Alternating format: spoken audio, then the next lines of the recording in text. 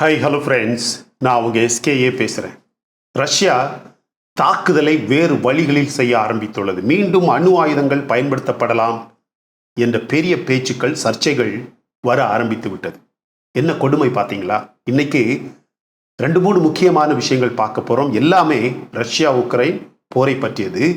இதில் அமெரிக்கா என்னென்ன திட்டங்கள் செய்தது, எப்படிப்பட்ட சூழ்ச்சிகளை செய்ய ஆரம்பித்துள்ளது அப்படிங்கிற எல்லா விஷயமுமே இந்த வீடியோவில் பார்க்க போகிறோம். அதிகமான ஊடகங்களில் ரஷ்யா உக்ரைன் போர் திடீரென இன்னும் சூடு பிடிக்க ஆரம்பித்துள்ளது என்ற பேச்சு வர ஆரம்பித்து விட்டது. இந்த போர் எப்ப முடியாதா என்ற பேச்சு மக்கள் மனதில் அதிகமாக இருக்கக்கூடிய ஒரு நேரத்தில் ரஷ்ய அதிபர் புட்டின் அவரது திட்டங்களை திடீரென மாற்றிவிட்டார். எனவே இந்த ரஷ்ய உக்ரைனிய போர் விரைவில் முடிவுக்கு வரப்போகிறது என்பதற்கு ஏதாவது அறிகுறிகள் இருக்கிறதா என்று இப்போது கேட்டால் கண்டிப்பாக கிடையவே கிடையாது. ஏன்னா முக்கியமாக இந்த போர் இப்போது தொடங்கி கிட்டத்தட்ட 10 மாதங்கள் ஆகிவிட்டது. இது உலக பொருளாதாரங்களை பாதிப்பதை தவிர தாங்க முடியாத அழிவுகள், உயிர் இழப்புகள், மக்கள் சொந்த நாடுகளை விட்டு இடம்பெயர்ந்து அகதிகளாக செல்வது, வேகமாக வளர்ந்து வந்து கொண்டிருந்த ஒரு சில நாடுகள், இந்தியா போன்ற மற்ற பல நாடுகளின் பொருளாதாரங்களையும் இந்த போர் அழிக்க ஆரம்பித்து விட்டது. சுருக்கமாக சொல்ல போனால் இந்த போர் உலக அளவில் பல ஆபத்துக்களை உருவாக்கிவிட்டது அப்படின்னு சொல்லலாம். எனவே தற்போது இந்த போர் எப்படி திசை மாறியுள்ளது? ஏன் திடீரென ரஷ்ய அதிபர் புட்டின் முழுநீள தாக்குதலை ஆரம்பித்துள்ளார்? அதனால் வரப்போகும் அழிவுகள் என்ன? உண்மையிலேயே அணு ஆயுத தாக்குதலுக்கான வாய்ப்புகள் உள்ளதா என்ற விவரங்களை இந்த வீடியோவில் தெளிவாக பார்க்கலாம். இந்த போரில் தற்போது நடப்பது என்ன? ரஷ்யா கால்ரான் பேட்டில் என்ற போர் முறையை பயன்படுத்தி கைப்பற்றிய டான்பாஸ் பகுதியில் அதிகமான இடங்களை உக்ரைன் திருப்பி எடுத்துக்கொண்டதாக செய்திகள் பல வந்தது. பின்பு தற்போது சமீபமாக 2 நாட்களுக்கு முன்பு ரஷ்யாவையும் கிரிமியாவையும் இணைக்கக்கூடிய ஒரு பெரிய பாலத்தை உக்ரைன் நாடு தாக்கி அழிக்க முயற்சி செய்தது மட்டுமல்லாமல் அது ஒரு பெரிய வெற்றி கொண்டாட்டமாக உக்ரைன் முழுவதுமாக மாறியதாக செய்திகள் வர ஆரம்பித்தது. ஆனா உங்களுக்கு ஒரு விஷயம் தெரியுமா ஃப்ரெண்ட்ஸ்?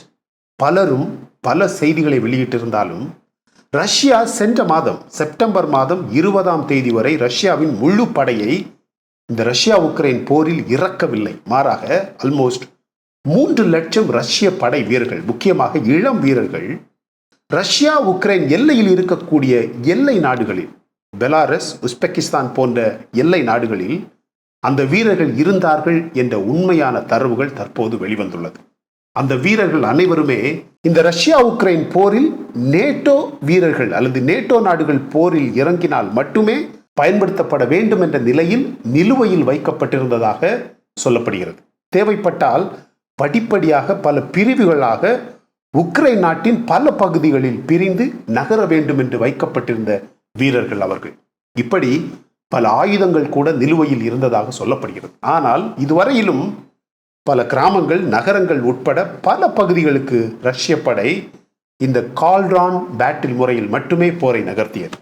கண்டிப்பாக ஆரம்பத்தில் இந்த போர் தொடங்கிய நேரத்தில் ரஷ்ய படைகள் சற்று பொறுமை இல்லாமல் ஒரே ஒரு பெரிய படையாக ஒரே வரிசையில் ஒரே திசையில் இருந்து நகர்ந்தார்கள். அதனால்தான் அதிகமான இழப்புகள் ஏற்பட்டது. ஆனால் அதனால்தான் அதிகமான உக்ரைன் நகரங்களை ரஷ்யாவால் ஆக்கிரமிக்க முடிந்தது. ஆனால் இனிமேல் இந்த கால்ரான் பேட்டில் முறையில் போர் நடக்காது. இந்த கால்ரான் பேட்டில் முறைதான் ரஷ்யாவின் பொதுவான பூர்வீக போர் முறை, காலம் காலமாக செய்யும் போர் முறை. பொதுவாக இந்த கால்ரான் பேட்டில் டெக்னிக் எப்படி என்றால் அதனுடைய உண்மையான அர்த்தம் என்னவென்றால், முதலில் ரஷ்யாவின் KA-52 போன்ற பேட்ரோலிங் ஹெலிகாப்டர்ஸ் மற்றும் அதிகமான ஆகாய கண்காணிப்பு விமானங்களை பயன்படுத்தி உக்ரைனியர்களின் இராணுவ நிலைகளை தாக்குவது. இரண்டாவதாக ஆர்ட்டிலரி ஷெல்லிங் என்ற முறையை பயன்படுத்தி குண்டு வீச்சுகளை செய்வது. மூன்றாவதாக ரஷ்யாவின் படைகள் பல திசைகளில் இருந்து முன்னேறுவது. நான்காவதாக மைன் ஸ்வீப்பிங் என்ற ஒரு தாக்குதல் முறையை பயன்படுத்தி உக்ரைனியர்களை தாக்குவது. இவை அனைத்தும் முடிந்த பிறகுதான் 5ஆவதாக அட்வான்ஸ் ஆஃப் ஆர்மர் மூவ்மெண்ட்ஸ், அதாவது பெரிய பெரிய பீரங்கிகளை பயன்படுத்தி தாக்குவது. இந்த முறைகளை ஒவ்வொன்றாக தொடர்ந்து செய்த பிறகு 6ஆவதாக உக்ரைனியர்களால், உக்ரைன் வீரர்களால் கைவிடப்பட்ட இடங்களையும் ஆயுதங்களையும் கைப்பற்றுவதே இந்த போர் முறையின் திட்டமாக இருந்தது, நடவடிக்கைகளாக இருந்தது. அதன் பிறகு கொல்லப்பட்ட உக்ரைனிய வீரர்களை மக்களை நீக்குவது போன்ற வேலைகள் நடக்கும். இவை அனைத்துமே ஒரே திசையில் இருந்து இல்லாமல் பல திசைகளில் இருந்து செய்யப்பட்டு அதன் பிறகு ஒரு குறிப்பிட்ட இடத்தில் ஒன்று சேர்வதுதான் பொதுவாக இந்த கால்ரான் பேட்டில். இந்த முறையை பயன்படுத்தி ரஷ்யா மிகவும் மெதுவாகவே நகர முடியும். உக்ரைன் நிலப்பரப்பை கூட மெதுவாக மட்டுமே கைப்பற்ற முடியும். சுருக்கமாக சொல்ல போனால் இந்த போர் முறை this is more of a defensive method, offensive மெத்தடே கிடையாது. ஆனால் இந்த கால்ரான் பேட்டில் முறையில் ரஷ்யா இப்போது பல இடங்களையும் வீரர்களையும் ஆயுதங்களையும் இழந்துள்ளதாக சொல்லப்படுகிறது. பொதுமக்களை பாதுகாப்பது, உக்ரைன் மக்கள் வாழக்கூடிய இடங்களை பாதுகாப்பது போன்ற எண்ணங்கள் இந்த கால்ரான் பேட்டில் முறையில் இருந்ததாகவும் அது இப்போது ரஷ்யாவுக்கு ஆபத்தாக வந்துள்ளதாக செய்திகள் உள்ளது. ஆனால் இனிமேல் அது எதுவுமே நடக்காது. எல்லையில் இருக்கும் மற்ற நாடுகளில் உள்ள 3 லட்சம் இளம் வீரர்களையும் போருக்கு உக்ரைன் நாட்டுக்குள்ளேயே கொண்டு வந்து தாக்குதலை நடத்த இருப்பதாக அதற்கான ப்ரீ அட்டாக்ஸ் ஏற்கனவே ஆரம்பித்து விட்டது. செப்டம்பர் 20ஆம் தேதிக்கு பிறகு ரஷ்யா பீரங்கிகளை தவிர மற்ற பெரிய ஆயுதங்களையும் போருக்கு கொண்டு வர ஆரம்பித்து விட்டது. ரஷ்யாவின் பல கண்ட்ரோல் நிலையங்களில் இருந்து எரிபொருள் கிடங்குகள், வெடிமருந்து கிடங்குகள், command communication centres, anti aircraft systems, UAVs, choppers, fighter jets, small nuclear missiles போன்ற ஆயுதங்கள் உடனடியாக இந்த போரில் பயன்படுத்தப்பட உள்ளது. இந்த போர் முறையை இதுவரையிலும் ரஷ்யா தொடங்கவே இல்லை, செய்யவே கிடையாது. ஆனால் இனிமேல் ரஷ்யா பொறுத்திருப்பதாக தெரியவில்லை, பொறுமை இழந்து விட்டார்கள் என்று சொல்லப்படுகிறது. இதுவரையிலும் ரஷ்யா அணு ஆயுத சோதனைகளை உக்ரைன் நாட்டுக்குள்ளேயே செய்யாமல் இருந்ததே ஆச்சரியமான ஒரு விஷயம். இதோடு சேர்ந்து குரூஸ் ஏவுகணைகளை பயன்படுத்தி தூரத்தில் இருக்கக்கூடிய டார்கெட்டுகளையும் ரஷ்யாவால் அழிக்க முடியும், இனிமேல் அழிக்க ஆரம்பிக்கும்.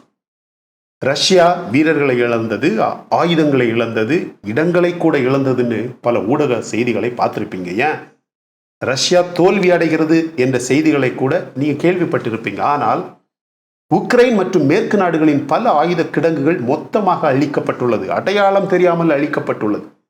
எரிபொருள் வாகனங்கள், பீரங்கிகள், போர் விமானங்கள், இப்படி உக்ரைனியர்கள் அவர்களது முழு படைகளையும் இழந்துள்ளார்கள். அமெரிக்கா, இங்கிலாந்து போன்ற நாடுகள் அனுப்பிய ஆயுதங்களை போர்க்களத்தில் பயன்படுத்துவதற்கு முன்பே ரஷ்யா குரூஸ் மிசைல் பயன்படுத்தி அந்த ஆயுதங்களை தாக்கி அழித்துள்ளது. உக்ரைன் நேட்டோ ஆயுதங்களை மொத்தமாக நம்பியுள்ளது. ஆனால் அதிகமான நேட்டோ ஆயுதங்கள் இனிமேல் உக்ரைன் நாட்டிற்குள் வரவே வராது. மேற்கு நாடுகளில் ஃபினான்ஷியல் ரிசெஷன், அதாவது பொருளாதார வீழ்ச்சி, அழிவு ஆரம்பித்து விட்டது. துல்லியமாக ஒருங்கிணைக்கப்பட்ட ஆயுத சப்ளை தற்போது உக்ரைனுக்கு கிடையாது. உக்ரைனுக்கு இதுவரை ஏற்பட்ட இழப்புகளை சரி செய்ய சுமார் 5000+ பீரங்கிகள் தேவைப்படுகிறது. எந்த நேட்டோ நாடுமே அந்த அளவுக்கு ஆயுதங்களை உக்ரைனுக்கு கொடுக்க முடியாது என்ற விஷயம் தற்போது ரஷ்யாவுக்கு தெரிந்துவிட்டது.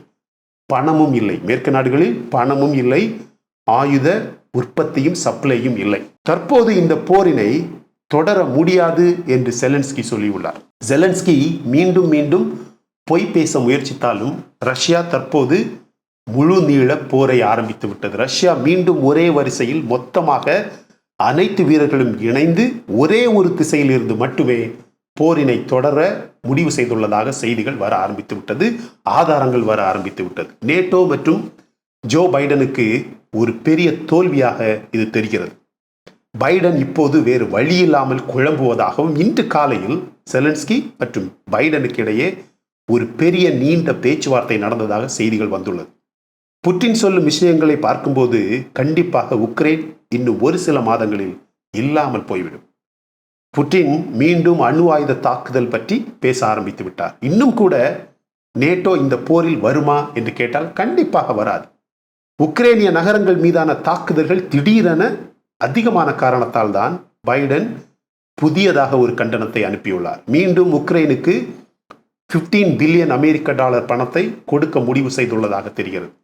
ஹை மொபிலிட்டி பீரங்கிகள், ராக்கெட் சிஸ்டம்ஸ், ஹிமார்ஸ், பீரங்கி அமைப்புகள், வெடிமருந்துகள் எல்லாமே புதியதாக அமெரிக்காவால் அனுப்பப்படும் என்ற ரிப்போர்ட் வெளிவந்துள்ளது. பைடன் மற்றும் பிளிங்கன் மீண்டும் உக்ரைனை உசுப்பேத்த ஆரம்பித்து விட்டார்கள். மீண்டும் போர் சூடுபிடித்துள்ளது. அணு ஆயுத பேச்சுக்கள் இன்னும் அதிகமாக சூடுபிடித்துள்ளது. ஆனால் இந்த முறை ரஷ்யாவை தடுக்க முடியாது போல தெரிகிறது. புட்டின் திட்டங்களை திடீரென மாற்றிவிட்டார். அணு ஆயுத போர் கண்டிப்பாக வரப்போகிறது மை டியர் ஃப்ரெண்ட்ஸ். அமெரிக்காவும் ஒரு சில ஐரோப்பிய நாடுகளும் மிகவும் கவனமாக இருக்க வேண்டும். ஆனால் இந்தியா கவனமாக இருக்க வேண்டுமா என்று கேட்டால் பொருளாதாரம் பற்றி மட்டுமே இந்தியா கவனமாக இருக்க வேண்டும், அவ்வளவுதான். அப்படிதான் மை டியர் ஃப்ரெண்ட்ஸ். அது உண்மையா இல்லையா என்பதை கமெண்ட் செக்ஷன்ல பதிவு பண்ண மறந்துடாதீங்க. இந்த வீடியோ உங்களுக்கு பிடிச்சிருக்கும்னு நினைக்கிறேன். பிடிச்சிருந்தா லைக் பண்ணுங்க. இன்னும் நம்ம சேனலை சப்ஸ்கிரைப் பண்ணலைன்னா மற்ற வீடியோஸ் பாருங்க, உங்களுக்கு கண்டிப்பா பிடிக்கும் மை டியர் ஃப்ரெண்ட்ஸ். பிடிச்சிருந்தா மட்டும் சப்ஸ்கிரைப் பண்ணா போதும். Thank you so much my dear friends for watching all my videos and supporting my channel. Until I come back with my next awesome video, it's bye bye from Suresh. Stay safe, stay positive, stay active and stay fit and always dream big in your life. நம்மளால எப்பவுமே எதையுமே சாதிக்க முடியும் அப்படின்னு நம்ம first நம்பணும் my dear friends. And as I always say, please take care of your parents at home. உங்க அப்பா அம்மாவை வீட்டிலேயே வச்சு நல்லா பார்த்துக்குங்க ஃப்ரெண்ட்ஸ். Thank you.